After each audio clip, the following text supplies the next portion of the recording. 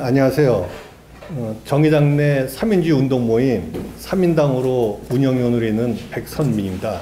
동작구 임시위원장으로도 있습니다. 오늘 이제 그 3인당으로 2차 토론회가 이제 진행을 할 텐데, 당내에 여러 가지 또 당 게시판에 이 3인주의 신강령 개정운동에 대해서 중단하라는 요구도 있고 좀 많이 논란이 좀 되고 있습니다. 저희 3인당으로는 그동안에 우리가 가졌던 기조를 계속 유지하고, 우리가 3인당이 왜 정의당이 3인당화 돼야 되는 것에 대해서 오늘 좀 더 심도 있게 어떤 그런 의견을 좀 드리고자 합니다. 오늘 참가하신 분들 잠깐 소개 좀 드리겠습니다. 좀 힘들게 오셨습니다. 사실 이런 토론회를 하게 되면은 당직을 갖고 계신 분들이 대부분 기피합니다. 부담도 스럽고, 올 7월에 또 당직 선거도 있는데 여러 가지 기피하는데, 그래도 이제 소신을 굽히지 않고 이런 모임, 이런 그 토론회에 기꺼이 참가해 주신 우리 정의당 부대표 김명미 부대표님을 좀 소개시키려고 합니다. 네, 반갑습니다. 정의당 부대표 김명미입니다. 다음은 이제 우리 장애인 위원장이자 전국위원이시죠. 항상 우리 3인주의 운동에 대해서 적극적으로 열정을 갖고 계신데, 성남 지역위원회 당원이시고 저희 그 3인당으로 운동 모임의 운영위원이십니다. 김희주님 소개시켜 드리겠습니다. 예, 안녕하십니까. 반갑습니다. 이제 그 본격적으로 이제 우리가 그 토론에 앞서 이 토론을 갖다 오늘 준비하시고 성사시킨 분이 계시죠. 우리 3인당으로 대표 성북당원 조덕선님의 로부터 이제 지금까지 경과, 오늘 그 토론회를 갖다 성사시키게 된 경과를 좀 간략하게 듣고 다음 진행을 이어가도록 하겠습니다. 우리 조덕선님. 지금 대표를 맡고 있는 조덕선입니다. 저희 당이 지금 신강령 제정을 위해서 지금 전국 수목 토론을 마친 상태이고요. 지금 그 당 게시판을 통해서 보시겠지만은 전국 시도당에서 토론 결과물들을 올려놔서 우리 당원들 누구라도 열람할 수 있게 이렇게 해두고 있습니다. 전국에서 나온 이 토론을 보면서 사회민주주의에 대한 우려의 목소리를 잘 듣고 있습니다. 그리고 어제 그 청년 당원분들께서 그 연서명을 통해서 입장을 밝혀주신 내용도 잘 알고 있습니다.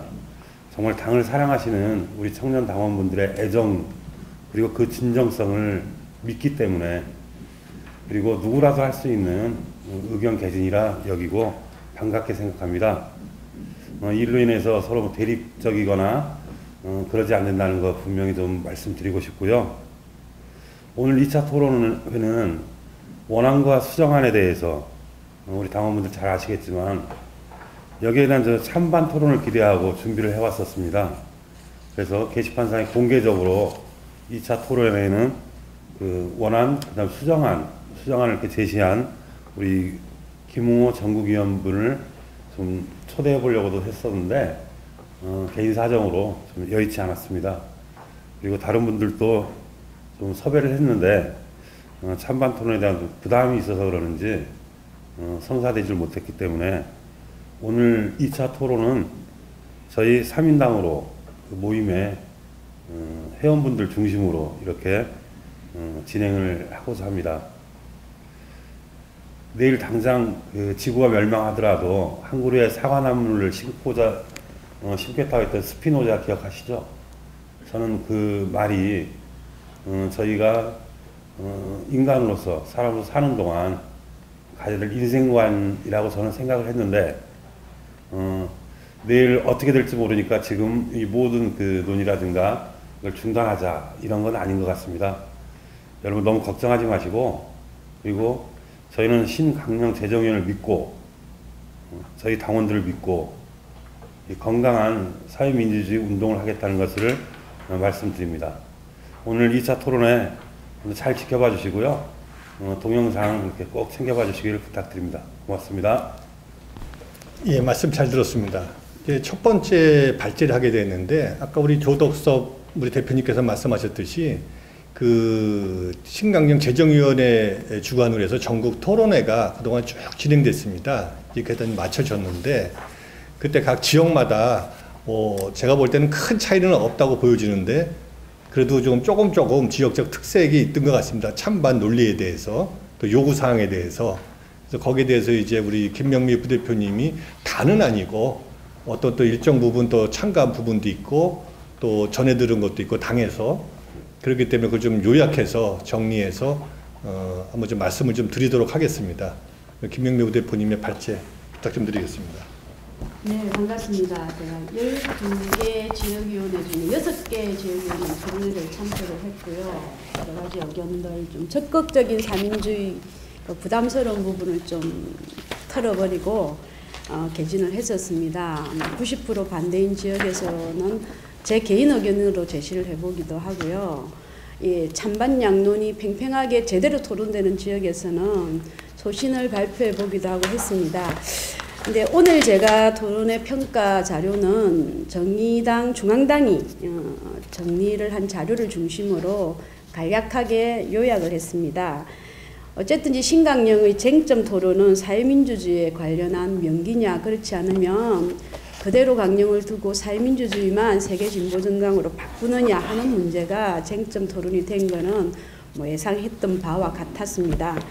일단 이제 찬성 의견은 어떤 부분이 있냐면 진보만으로 우리 색깔을 보여주기 어렵다는 부분과 과거의 진보정당과 현재의 복지국가 표방하고 있는 다른 정당에 대한 차별성이 꼭 필요하다는 부분이 제기되고요. 사회민주주의라는 것은 그러한 차별성을 꼭 확보해주는 과정으로 본다는 의견들이 있었고요. 두 번째는 국민들 상당수가 유럽형 복지국가를 선호하는 것으로 조사되어 오고 있었습니다. 2년 내내 사회복지국가 진보정의연구소에서 많은 부분을 조사하고 발표를 했었습니다. 당원도 그렇고 의견도 그렇고 그래서 사회민주주의 실천을 목표로 하는 그러한 선점 효과를 저희 당이 좀 해보자는 의견과 함께요. 세 번째는 사회민주주의는 배타적인 이념이 아니라 탄력적인 정치 노선이고 세계 많은 나라들이 이미 상당한 성과를 거둔 역사적 실체라는 부분을 강조하고 있습니다. 현대 한국 사회의 경제적, 정치적 수준을 볼 때 충분히 제기해 볼 수 있다. 여러 진보정권 10년의 역사상 표방한 어떤 정책들도 사회민주주의 속에 있었다는 것을 강조하는 부분이 있었고요. 네 번째는 당은 하나의 비전을 가진 그런 당이어야 하고 팀워크가 있어야 된다는 부분과 우리의 공통분모가 더 커지기 위해서는 생각의 차이를 이렇게 덮어두기만 해서는 안 된다는 것이죠. 생산적인 토론 과정을 통해서 정치 노선으로서 사회민주주의에 대한 합의를 이뤄낸다면 당의 통일성 또한 높아질 것이라고 보는 견해입니다. 다섯 번째는 진보재편 과정에서 우리의 기준을 명확히 하는 것, 오히려 진보재편에 도움이 된다는 확고한 의지들도 있었습니다. 진보재편에서 좌우 여러 세력이 참여할 테고 기준 설정도 필요할 것이고 이러한 면에서 사회민주주의는 좌우 편향을 막는 어떤 기준이 명확히 될 수 있다는 찬성 의견이 있었고요. 이제 반대 의견도 이에 대립되는 반대 의견도 충분히 있었습니다. 우리 당은 이제 반대 의견 하시는 분이 첫 번째 요지는 우리 당은 대중적 진보정당으로 다양한 생각의 존중을 지향해야 한다. 사회민주주의는 이러한 이념을 표방하는 것은 대중 진보정당의 성격과 맞지 않고 우리 당의 문을 우리 당 스스로 축소시킨다 이런 효과를 가져올 것이라는 염려가 있었고요. 두 번째 이제 염려하시는 분들은 사회민주주의는 현재 진행되고 있는 진보 재편 과정에서 구심력보다는 원심력으로 작동할 것이다. 그래서 현재 진보 재편에서 사회민주주의를 주장하는 그런 사람들만 참여시키지 않을까 하는 우려를 그리고 문턱을 높일 수 있다는 우려를 표명해 주셨습니다. 세 번째는 우리 당 내에서 통합보다는 분열적 효과를 가져온다. 이미 이 논쟁이 시작된 이후 과도한 논쟁으로 인한 분열적 모습을 확인하고 있다. 당내 단절, 당의 단절을 위해서, 단결을 위해서 이런 이념적 표방을 하는 것은 바람직하지 못한다는 분들은 사실 사민주의를 정치 실천으로 보지 않고 이념으로 보시는 부분이 강하다는 거죠. 그리고 네 번째, 사회민주주의 자체가 이미 과거의 이념이라고 생각하시는 분들도 계십니다. 우리가 이제 참조해야 할 세계 진보 정당의 경향은 사회민주주의 말고도 다양하다는 의견이 그 부분을 차지하고 있고요. 뿐만 아니라 사회민주주의는 우리의 역사적 경험이 유럽의 현상과 곧바로 적용하기에는 현실적으로 너무 힘들다는 의견이고, 다섯 번째, 우리나라에서 아직까지 사회민주주의는 사회주의를 연상시킨다. 레드 콤플렉스와 함께 그런 의견이죠.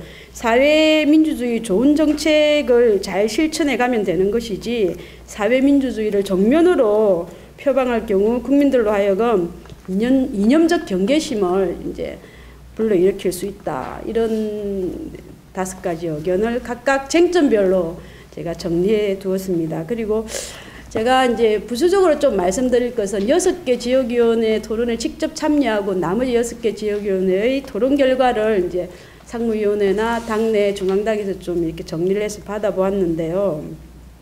이제 신강령 토론에 대한 제 나름대로 이제 판단한 부분은 신강령 토론에서 이러한 이안이 정리되어 제시해 놓은 것에 대한 그것에 대한 적나라한 게시판 논쟁, 평당운동의 피로도 이런 것들이 상당히 높게 작용하는 것은 부정할 수 없는 사실이라는 것입니다. 그렇지만 어쨌든지 넘어야 될 산이고 2년 내내 사민주의 논쟁이 되어 왔기 때문에 이제 당원분들의 피로도를 좀 건강하게 만들고 이런 활동들을 사민당으로서 해주신다는 것은 좀 고무적인 현상이라고 볼 수 있고요.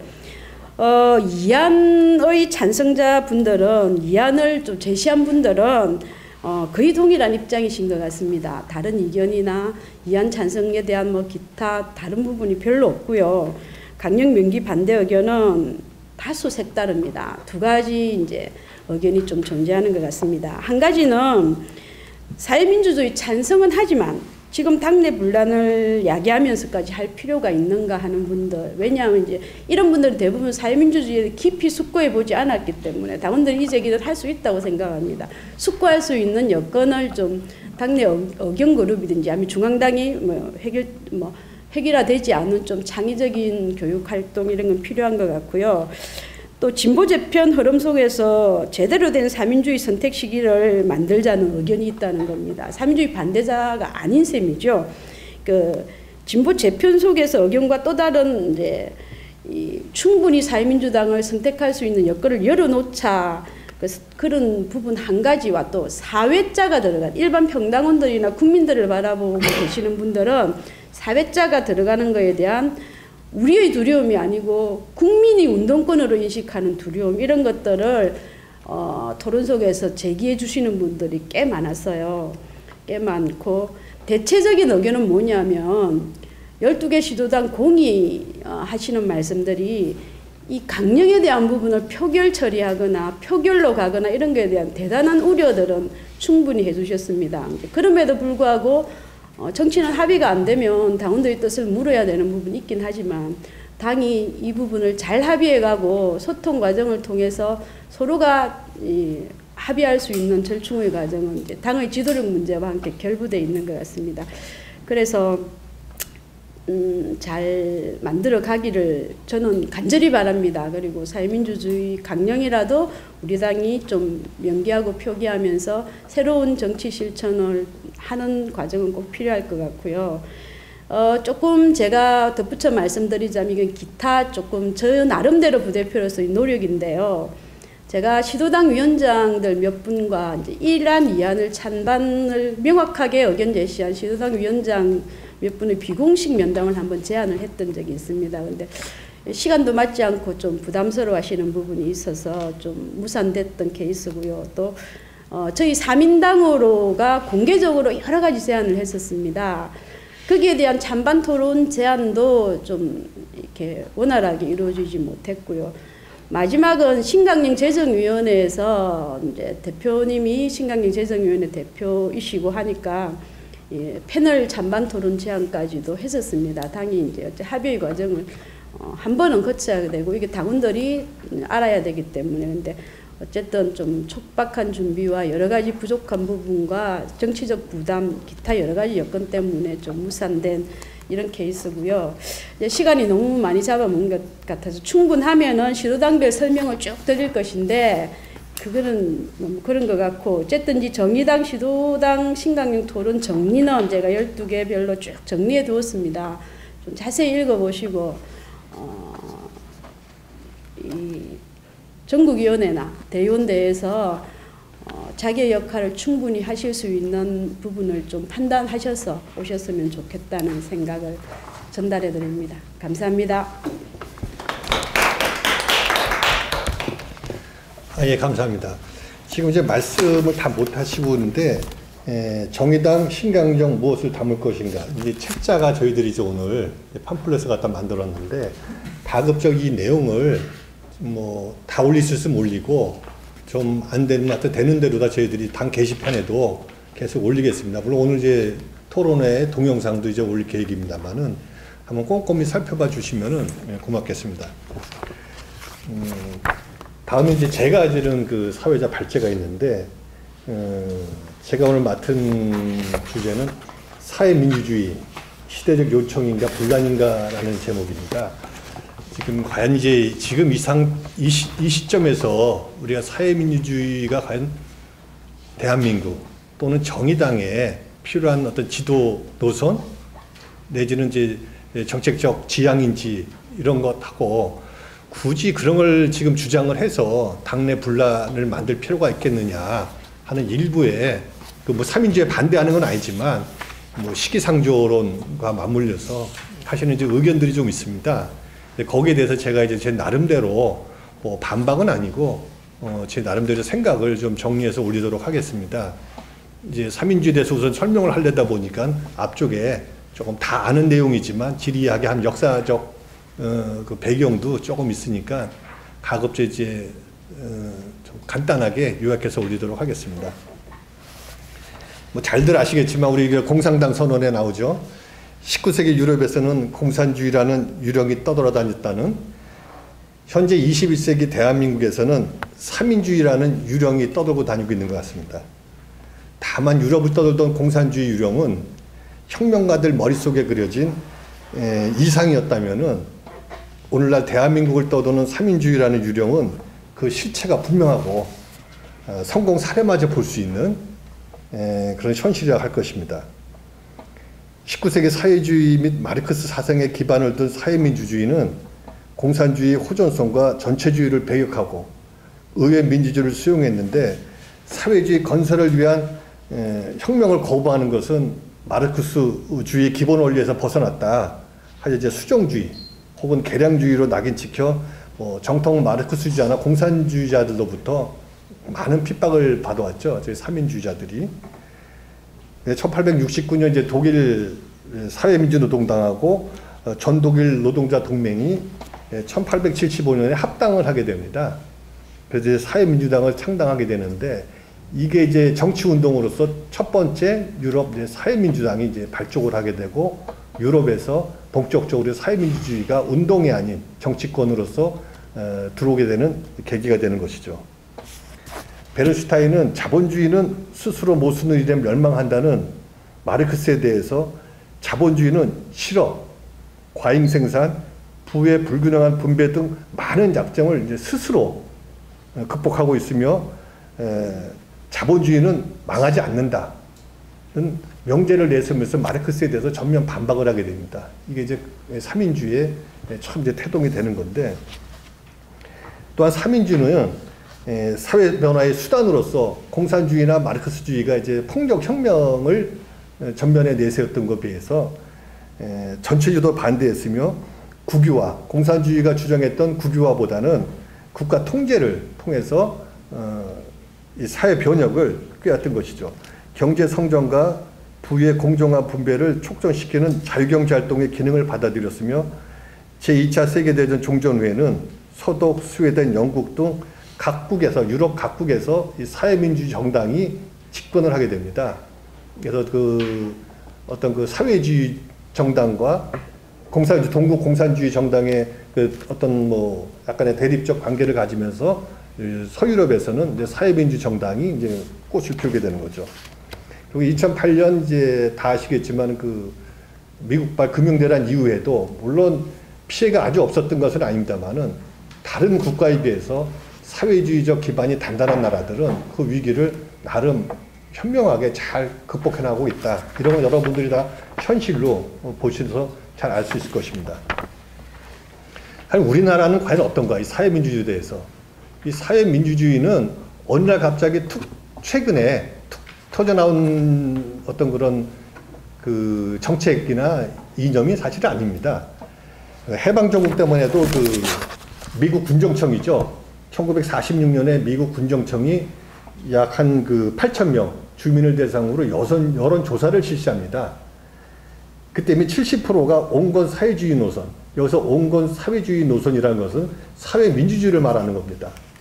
일부에서는 이게 보수적인 사람이나 일부 또 진보적 진영에서는 그 옛날에 사회주의에 대해서 그 우리 조상들이 얼마나 알았겠냐 좀 이렇게 비하시키는 부분도 있는데, 그래서 당시에 미 군정청은 삼인주의와 사회주의와 자본주의에 대해서 별도의 조사를 합니다. 그때 이미 1946년도에 대한민국에 살고 있는 약 2천여만 명의 그 주민들은 거기에 대해서 분명한 변별력을 갖고 있었던 것입니다.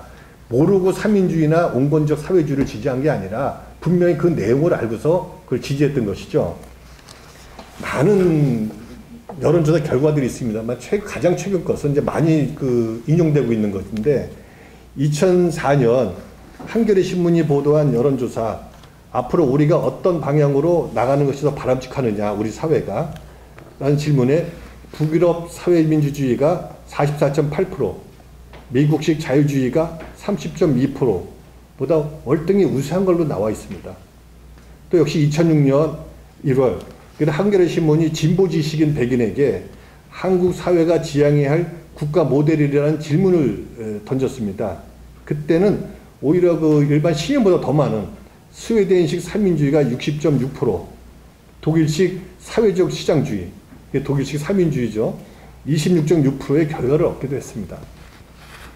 2008년은 진보신당이 창당한 해입니다. 민주동당에서 분당을 해가지고 그 당원 3,500명을 상대로 시행된 인터넷 여론조사 결과는 55%가 넘는 당원들이 복지를 우선시하는 유럽형 삼민주의 정당의 모델을 우리나라에서 가장 타당한 진보정당의 상으로 꼽았습니다.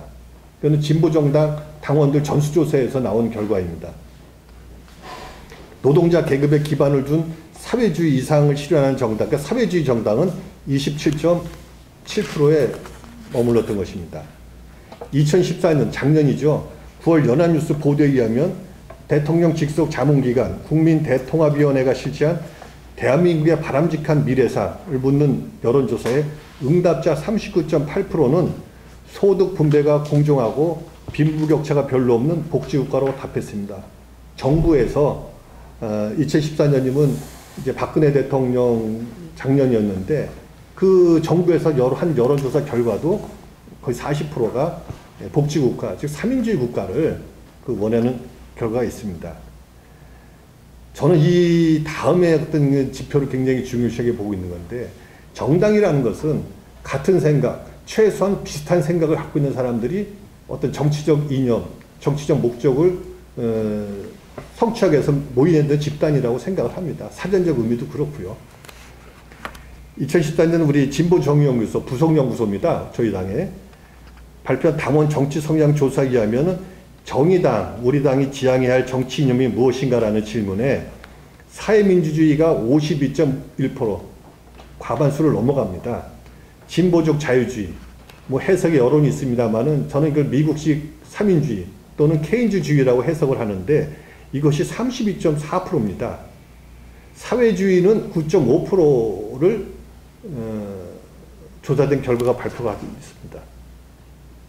비록 대한민국 사회민주주의가 인식 부족 또는 개량주의 낙인노련의 운동권으로부터 배척당하고 진보진영 변방에 머물고 있지만 삼인주의에 대한 국민적 기대와 진보진영 다수의 생각은 소수 운동권, 소수 활동가들의 생각하고는 상당히 차이가 있습니다.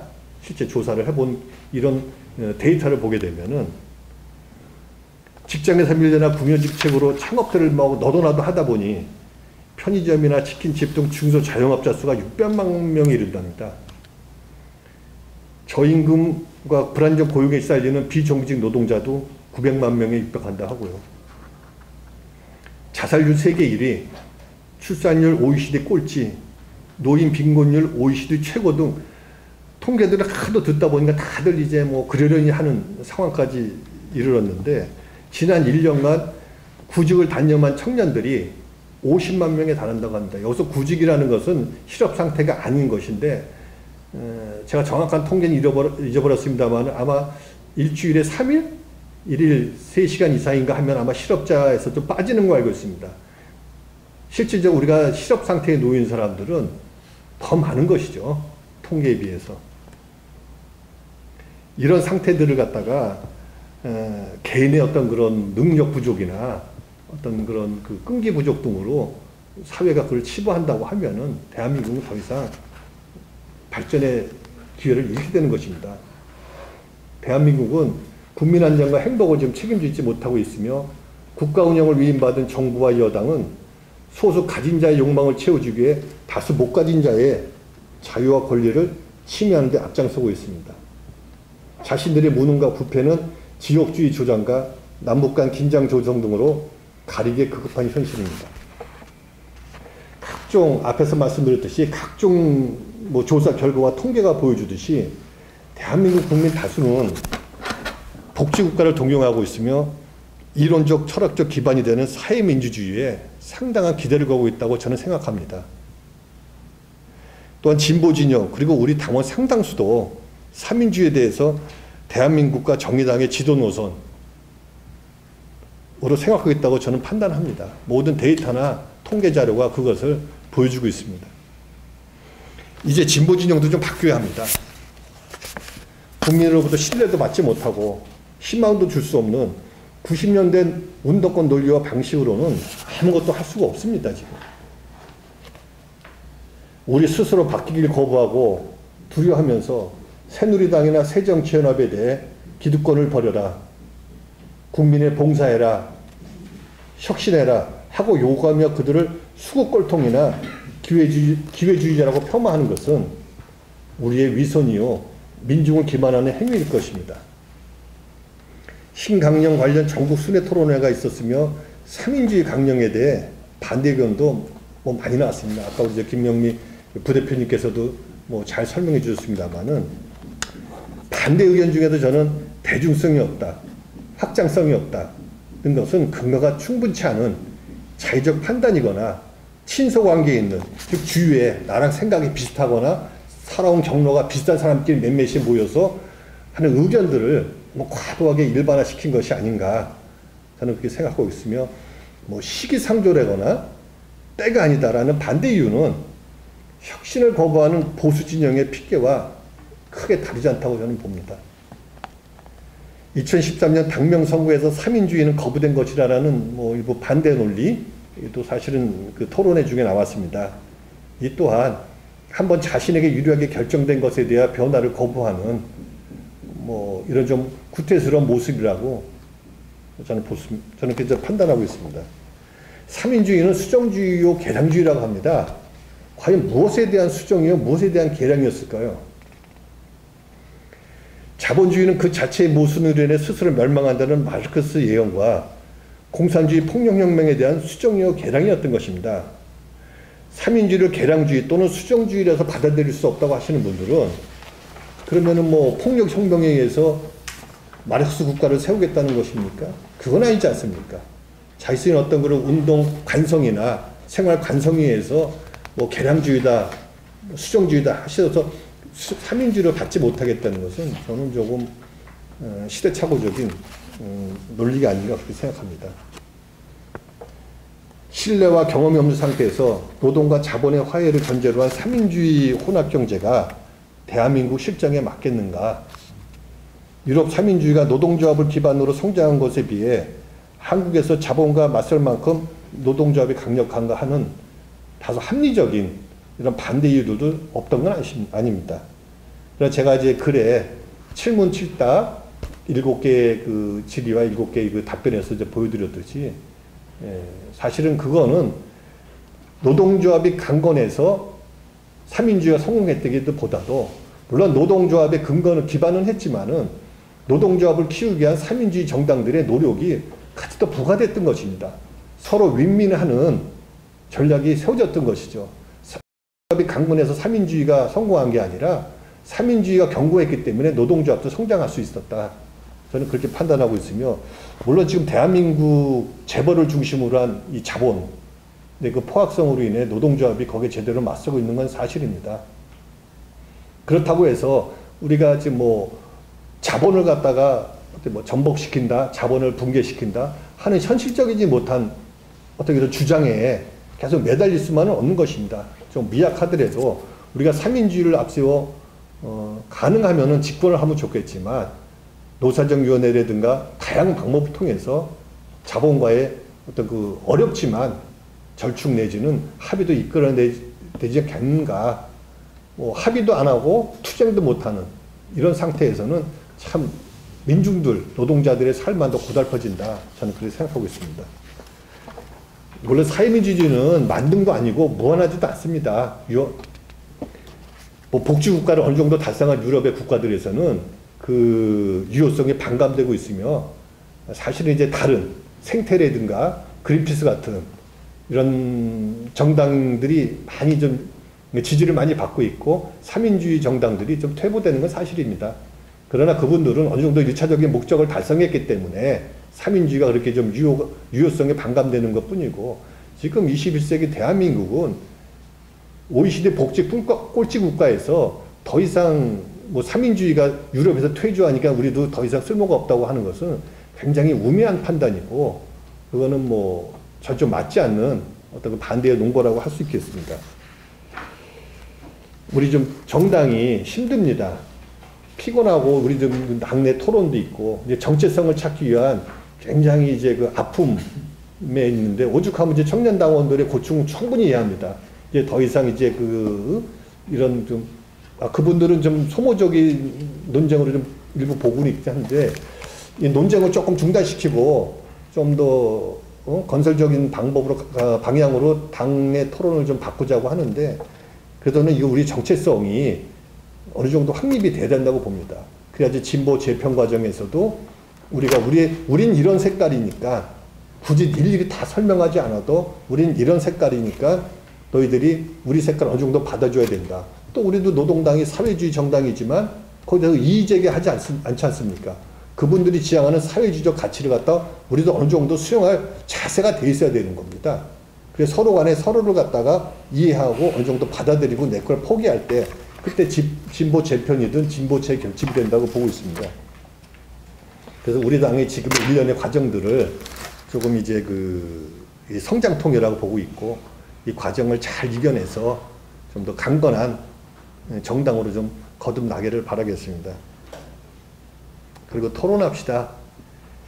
결단합시다. 이런 말씀을 좀 이제 3인주의에 반대하시는 분들. 물론 무조건 양보하라는 건 아닙니다. 서로 간극을 최대한 좁혀가 보고 타협점을 찾아보자. 저는 그 요청을 드리고, 최근엔 저 역시도 다른 분들과 마찬가지로 그러면은 뭐 당원 총투표도 뭐 괜찮겠다는 생각을 좀 합니다만은 그 전에 우리 정당 지도부에서 현명하게 좀 타협점을 찾아주시길 기대합니다. 감사합니다. 다음은 이제 우리 김희주님께서 발표를 하셔야 되는데 왜 지금 3인주의인가라는 주제를 갖고 이제 발표를 하실 것입니다. 오늘 이제 주제 발표 이제 마지막인데 잘 들어봐 주시고 좀 이제 좀 격려를 좀 해주시기 바라겠습니다. 당내 신강령 제정을 위한 그 신강령 제정을 둘러싼 논쟁이 굉장히 뜨겁습니다. 이 논쟁의 시작은 지난 2014년 1월에 그 천호선 대표께서 한국형 3인주의 정당이 되겠다, 한국형 3인주의를 실현하겠다 라는 말씀을 신년 기자회견의 화두로 내걸면서 그 이전에 2013년에 가자 3인당이라는 그 당내 3인주의자 당원 모임으로부터 시작된 우리 당내의 사회민주주의 정당으로서의 정체성 확립 시도에 응답을 하셨다, 이렇게 볼 수가 있겠습니다. 그 정체성 확립 시도에 대한 응답으로 시작된 이번 신강령 제정 논의는 이제 결실을 눈앞에 두고 마지막 진통을 겪고 있습니다. 신강령에 대해서 논하기 전에 먼저 현재 정의당의 강령 내용을 좀 살펴보는 게 필요할 것 같습니다. 그 현재 정의당의 강령 내용을 보면 미래를 여는 7대 약속이라는 부분을 통해서 정의당이 그리는 미래의 비전, 우리가 집권을 했을 때 어떠어떠한 국가를 만들겠다라는 국가 비전을 얘기하고 있습니다. 그 내용을 좀 더 자세히 살펴보면은 경제민주주의의 실현, 노동가치 실현, 모든 사람의 행복한 복지, 문화, 교육, 그리고 여성의 지위 향상과 차별 없는 평등사회, 농업회생과 탈핵탈토건의 생태사회가 우리가 바라는, 그리고 우리 당이 바라는 미래사회의 상이다 라고 그렇게 볼 수가 있겠습니다. 그렇다면 지금까지 우리 당이 추구하고자 한 이러한 목표들은 어떤 이념에 그 밑바탕을 두고 있느냐? 저는 이것들이 바로 사회민주주의 국가들이 추구하는 이상적인 국가로서의 모습이라고 생각합니다. 즉, 경제민주주의 실현은 그 우파 자유주의자들이 이야기하는 그 최대한의 자유, 시장에 맡기는 그런 류의 방식에서 벗어나서 국가의 적절한 통제를 통해서 국가의 적절한 통제를 통해서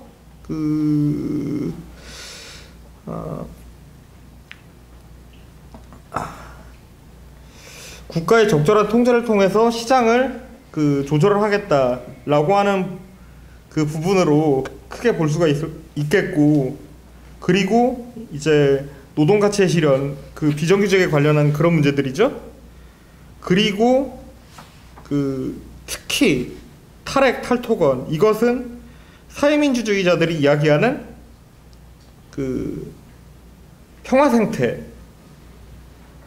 그 부분에 같이 들어가 담길 수 있다라고 그렇게 생각합니다.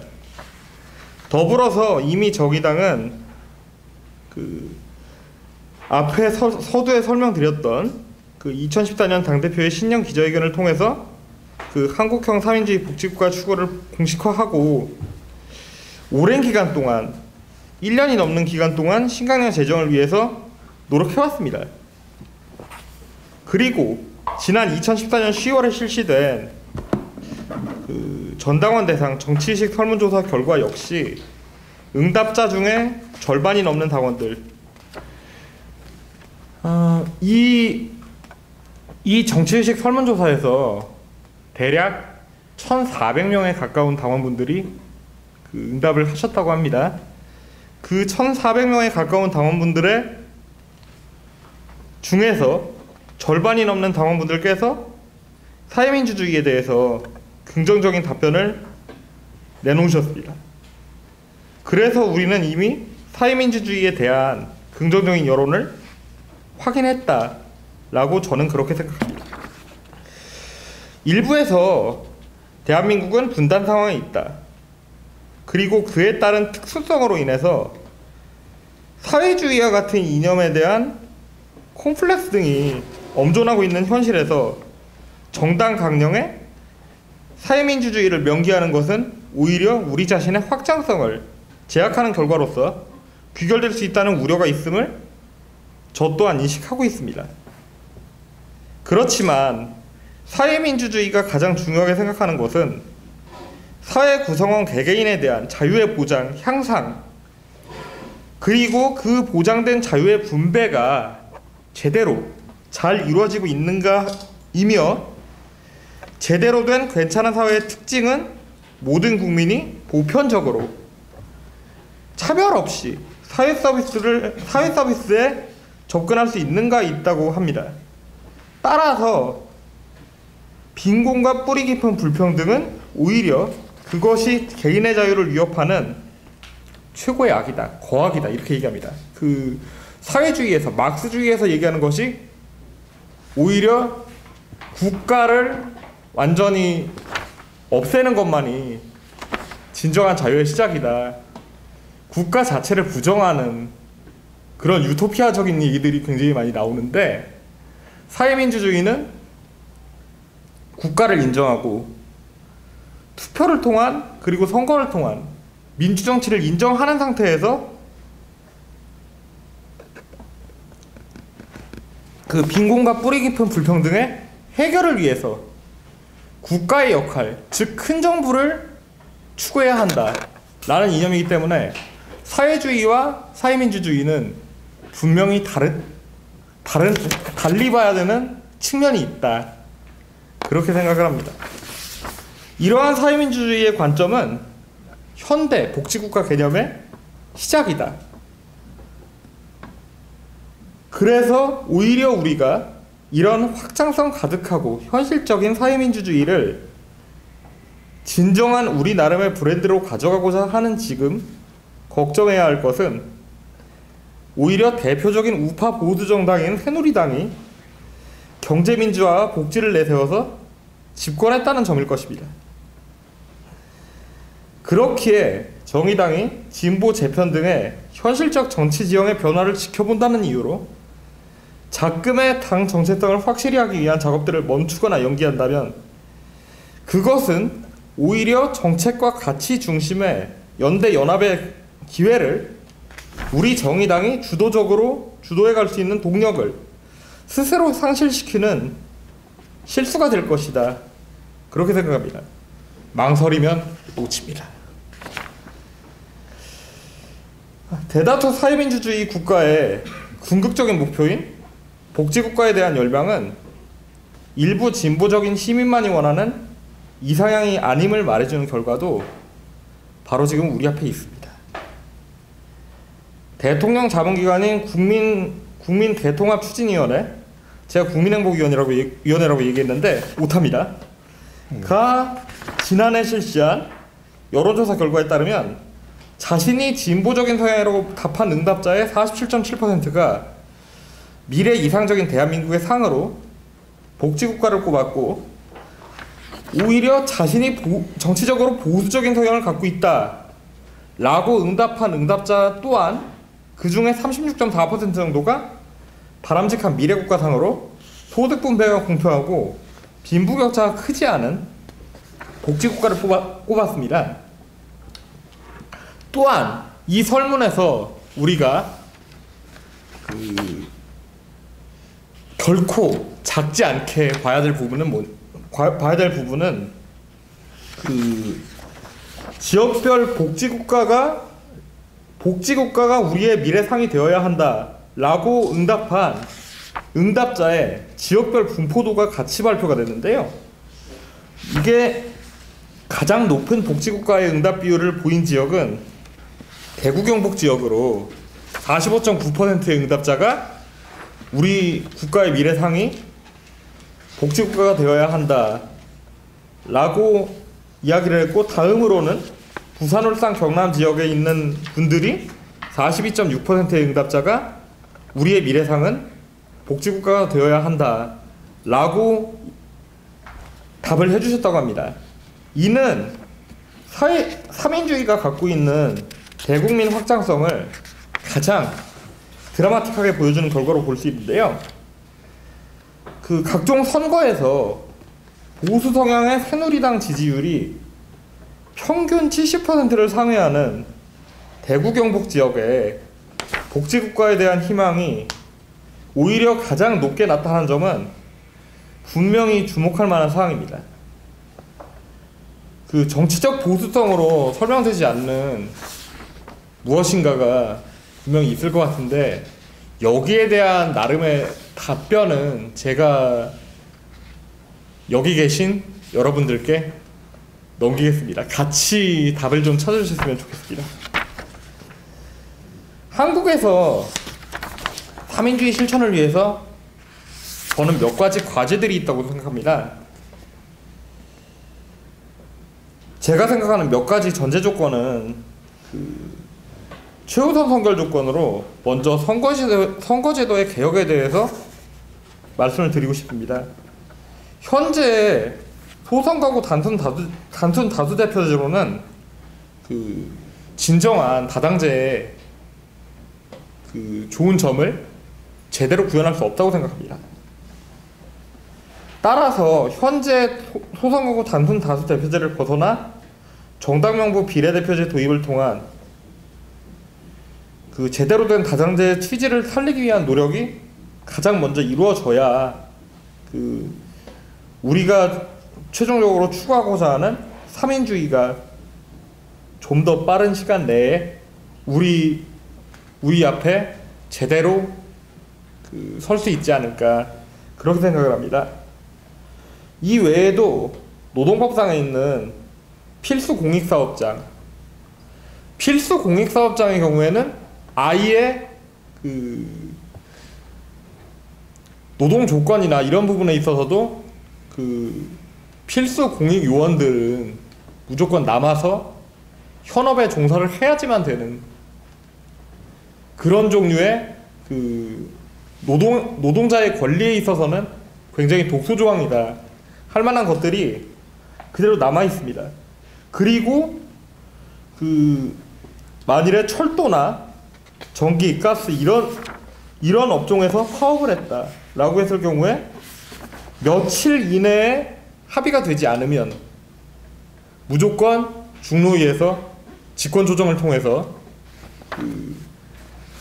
파업을 멈추게끔 할 수 있는 그런 조항들, 그런 것들이 있는 상황에서는 현재 우리가 얘기하는 노조의 힘의 강화, 그리고 산별노조 조직화 등등 스웨덴 3인주의가 성공할 수 있었던 그런 여건들을 제대로 살릴 수 없다. 노동자와 사용자 간의 힘의 규정이 유지될 수 없는 규정들이 너무 많습니다. 그래서 지금 현재 산별노조가 허용이 돼 있습니다만 이런 것들이 사실상 앞에 말씀드린 것들에 의해서 사실상 무력화되고 있는 부분, 그리고 북유럽 3인주의의 근간인 조세 투명성 확보 부분에 있어서의 차이 등에 대한 과제 해결이 이루어져야 제대로 된 한국형 3인주의에 대한 방향성 탐색이 가능할 것으로 생각합니다. 정의당은 현행 강령 속에서도 3인주의적 가치가 녹아든 부분들을 많이 가지고 있습니다. 하지만 신강령은 다소 내용적으로 미흡했던 우리가 계승하고자 하는 3인주의적 가치에 대해서 그 뜻을 보다 명확히 하고 강령상에 한국형 3인주의를 추구한다는 당의 목표를 명시했습니다. 뚜렷한 목표를 가지고 이미 세계 곳곳에서 사회민주주의 철학을 바탕으로 집권한 경험을 가진 우당들의 경험을 나누고 오염되어 버린 보편적 복지의 개념을 다시 씻어낼 수 있는 그런 정의당으로 가는 길의 시작은 사회민주주의가 명시된 신강령임을 다시 한번 이 자리를 빌어서 촉구합니다. 이상입니다. 수고하셨습니다. 토론 발제는 이제 끝났습니다. 그래서 이제 일단 오늘 사유자 발제자들끼리 조금 얘기를 좀 더 나누고 지금 발제 내용에 대해서 또 오신 분들하고 얘기를 좀 나눠보겠습니다. 어떻습니까? 이제 사회민주주의 강령에 대한 채택 반대 사유들을 크게 분류해 보면 이제 이념적 반대가 있습니다. 뭐 이제 특정 이념으로 당의 정체성을 규정할 수가 없다거나 뭐 수정주의 또는 개량주의다. 다양한 진보적 가치들을 3인주의로 다 수용할 수가 없다. 등등의 이제 어떤 그 정치적 이념적 반대가 있을 수 있습니다. 그 중에서도 이제 하나가 좀 예민하거나 좀 수긍이 가는 일정 부분, 감성적으로 수긍이 가는 부분이긴 한데 지난 운동의 역사를 부정당할 수는 없다. 부정할 소지가 있다. 또는 이제 폄하할 소지가 있다는 것 등인데 이게 뭐냐면은 8, 90년대 이제 우리가 흔히 말하는 이제 NLPD 운동권, 지금까지 진보 진영을 지탱해온 그분들의 어떤 그 역사성이 삼인주의를 택하게 됨으로써 폄하하다거나 좀 이제 조금 이제 가볍게 취급당하는 이런 게 좀 있지 않겠는가 하는 이제 일부의 우려가 좀 있었어요. 이 부분에 대해서는 어떻게 그래도 조금 한때 또 운동권에서 조금 활동을 하셨던 우리 김명규 부대표님 어떻겠습니까? 저는 이제 개인적으로는 이해는 간다 이런 생각이 좀 들거든요. 제가 보기에는 그렇습니다.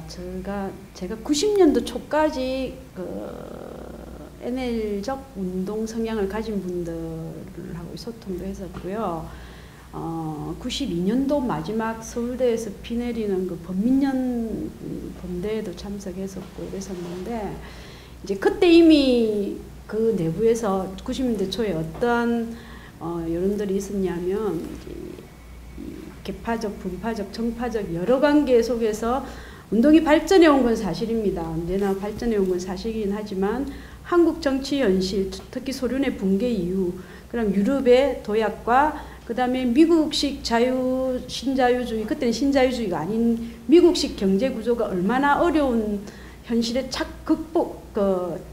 맞설 것인가 이런 부분에 있어서 많은 이제 문제 제기도 있었던 것 같습니다. 그렇게 함으로 해서 새로운 이제 방식의 정당운동, 합법적 정당운동, 의회를 통한 집권 이런 것들에 대한 관심 돌려지기 시작한 게 이미 그때부터였고 그 이후 지금까지 꾸준히 그러면 우리는 뭘 할 것인가에 대한 논의들을 하신 분들도 꽤 계시고요. 학자 그룹도 계시고 노동세력이라고 조직된 노조들도 지도부 중심은 참 변하기 힘들었을지 모르지만 하청 부분, 제가 살고 있는 지역의 아파트는 철도노조, 금융노조분 굉장히 많이 계세요. 그리고 도서관, 작은 도서관 활동들을 하고 제가 마을기업도 하나 하고 있고 이러는데 그분들이 대부분이 나오세요. 자녀들을 그렇게 키우고 싶기 때문에. 그분들의 의견은 우리나라의 정당 정치와 진보 정치가 사회민주주의 선언 정도 해주면서 이걸 기본적인 국민의식으로 발전시켜가는 정당이 필요하다는 하부 의견은 굉장히 많은 부분을 통해서 확산되고 있다고 저는 확신합니다. 그래서 변하는 거라고 저는 생각합니다. 가치와 신념도 시대에 따라 변하고요. 물론 사민주의도 발전의 형태를 달리하면서 조금씩 이렇게 향상되어 가겠죠. 그리고 한국에서 사민주의를 받아들이는 방식도 조금 달라질 수는 있긴 하지만 이러한 모든 전제가 뭐냐면 우리가 현실적으로 정치에서 사회민주주의 실천을 구체적으로 하고 드러내놓고 하고 국민들을 정치적인 교육과 당원들의 교육을 통해서 이런 것들을 확산시켜내는 과정을 거치지 않고는 그 무엇도 해낼 수 없다는 거죠. 그래서 NLPD적 관점으로 지금 정치를 바라보는 것은 약간의 용도 폐기가 필요하다. 물론 개성해 와야 될 부분은 있습니다. 12년의 진보정치 역사 속에서 했던 부분은 개성해야 된다고 국민이 다 인정을 하는 거죠. 그렇지만 바뀌어가야 되는 과정과 선택해야 될 기로에서 자꾸 멈칫멈칫하면 결국은 아무것도 못하는 지난 10년 집권을 했던 진보 세력이라고 말하는 참여정부와 국민의 정부도 하지 못하고 멈칫거리다 보니까 여기서도 저기서도 많은 불편한 비판들을 들어봤지 않습니까? 그래서 적정선에서 합의할 수 있는 정치 가치와 실천 노력이 사민주의다. 그렇게 좀 폭넓게 받아들여 주시면 편안하게 접근할 수 있지 않을까 저는 그렇게 생각합니다. 예. 그렇습니다. 이제 삼인주의 운동하시는 분들 상당수가 조국 통일, 노동해방, 또 대한민국 민주화, 그리고 민주노조 건설 등에 헌신하셨던 그분은 이제 저희들이 말하는 헌신이라는 그 도를 넘어서 그 어떤 그런 경지를 넘어서 실질적으로 수용 생활을 하고 당시 이제 안기부나 기부사에 끌려가서 모진 고통 그 안에서 돌아가신 분도 많고 저희들이 열사라고 지금 지칭하시는 그런 분들도 많을 정도로 지난 그 20, 30년 동안에 진보 진영이 받아왔던 역사를 그 누구도 부정하지 않습니다. 또 그런 상황이, 그런 가치들이 이제 소용이 없다고 폐기하자는 것도 아닙니다. 그 기반 위에 한 번 더 나가보자.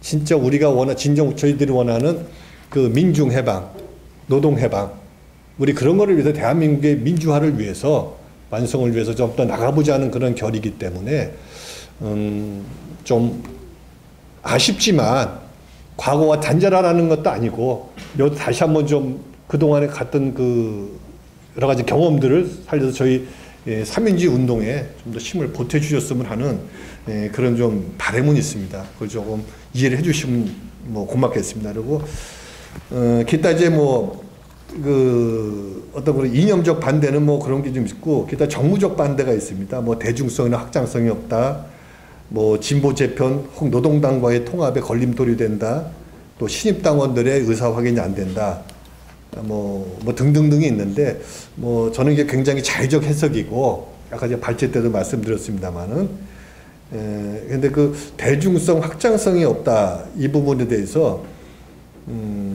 어떻게 우리 좀 위원님께서는 어떻게 좀 생각하시는 게? 그 삼인주의가 대중성이나 확장성이 없다고 하면은 그 제가 발제했던 내용 중에 그 국민대통합추진위원회, 이 국민대통합추진위원회가 박근혜 정권이 만든 대통령 직속기구입니다. 여기서 한국갤럽이라고 하는 굉장히 그나마 좀 객관성을 인정받는 여론조사 기관을 통해서 조사한 결과가 그 앞에 설명드렸던 그 국민의 대략 40% 정도 이상이 20, 30년 뒤에 우리가 가지고 가야 할 이상적인 국가 상위, 타이민주주의 국가다, 복지국가다, 이렇게 이야기를 하고 있고, 오히려 그 북한에 대한 레드 컴플렉스라든가 기타 등등에서 가장 이런 부분에 있어서까지 반대를 할 것이다 라고, 맹목적인 반대를 할 것이다 라고 우리가 예견했던 그 TK 지역 그리고 PK 지역, 오히려 그런 쪽에서까지 그 복지국가에 대한 욕구가 오히려 그쪽에서 가장 높게 나왔고, 오히려 가장 낮게 나온 지역이 어디였느냐? 서울경기입니다. 34% 정도 나온 걸로 제가 봤는데요. 이렇다면 이것은 오히려 정치적인 부분에 의해서 그 결론이 난 것이 아니라 그 지역에 살고 있는 각자의 국민들이 정말 이런 그 자본주의적인 시장 만능주의에 빠진 사회 구조 속에서 어떻게 살아가고 있는가, 거기에 따라서 이런 것들이 좀 얘기가 되지 않았겠느냐. 정치적인 부분하고는 조금 달리 봐야 되지 않느냐, 이렇게 생각을 하고요. 그렇기 때문에 그 삼인주의가 갖고 있는 확장성이라든가 대중성은 보수라고 하는 지역에서 오히려 더 높을 정도로 거기에서 이미 그 증명이 됐다라고 생각을 하고, 오히려 인구가 몰려있는 서울 경기 지역에서 좀 낮게 나왔다. 이 부분에 대해서는 이것을 어떤 측면에서 어떤 관점으로 봐야 하는가에 대해서는 우리의 좀 더 많은 고찰이 필요한 그런 지점이라고 생각합니다.